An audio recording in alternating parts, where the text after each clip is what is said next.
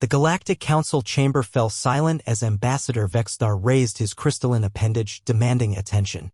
His species, the Krillians, had conquered 17 star systems in the past century, and his reputation for ruthless efficiency preceded him like a dark nebula. The humans, he declared, his voice resonating through the translators, have grown soft. 3 millennia of peace have turned them into gardeners and philosophers. The time has come to claim their territories.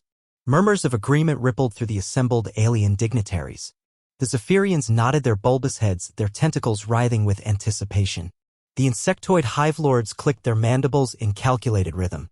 Even the usually neutral ethereals seemed to shimmer with interest. Earth's representative, Dr. Sarah Chin, sat quietly in her simple gray suit, hands folded in her lap. At 63, she carried herself with the calm dignity of someone who had spent decades studying ancient literature and tending to her garden on Luna Colony. Her only response to the declaration was a gentle smile that seemed to light up her weathered face. "You smile, human?" Vexstar's voice dripped with disdain. "Do you not comprehend the gravity of our challenge?"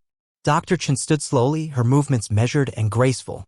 "Oh, I understand perfectly, Ambassador Vexstar. It's just—" She paused, her smile widening slightly. "It's been so long since anyone wanted to play that game."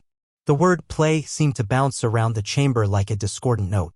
Several species exchanged confused glances. "This is not play, human. This is conquest. This is war." Dr. Chen finished gently. "Yes, we remember war. We remember it very well." She walked to the center of the chamber, her footsteps echoing in the sudden stillness. "You see, we didn't become peaceful because we were weak. We became peaceful because we were very, very good at the alternative." The holographic display behind her flickered to life, showing Earth's blue marble suspended in space. 3,000 years ago, we nearly destroyed ourselves. Not through invasion or conquest, but through our own efficiency at violence.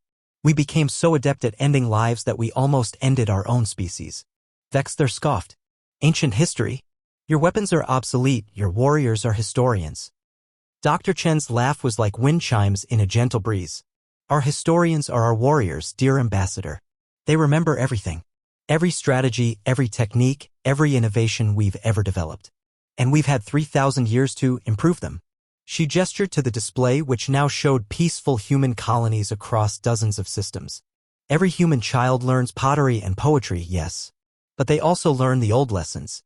Not because we want to use them, but because forgetting them would be irresponsible." The ethereals began to pulse with an uncertain light. The hive lord's clicking had become erratic. "You think our gardens make us weak?" Dr. Chen continued, her voice still gentle but carrying an undertone that made several species shift uncomfortably. "Every rose we've cultivated has taught us patience. Every poem we've written has honed our precision. Every philosophical debate has sharpened our strategic thinking." She turned back to Vexstar, her smile never wavering. "But here's what you've truly misunderstood, Ambassador. We didn't just learn to make war. We learned to make peace. And peace, you see, is much more difficult to achieve than victory." The chamber was now completely silent except for the soft hum of life support systems. "So yes," Dr. Chen said, returning to her seat, "we accept your challenge.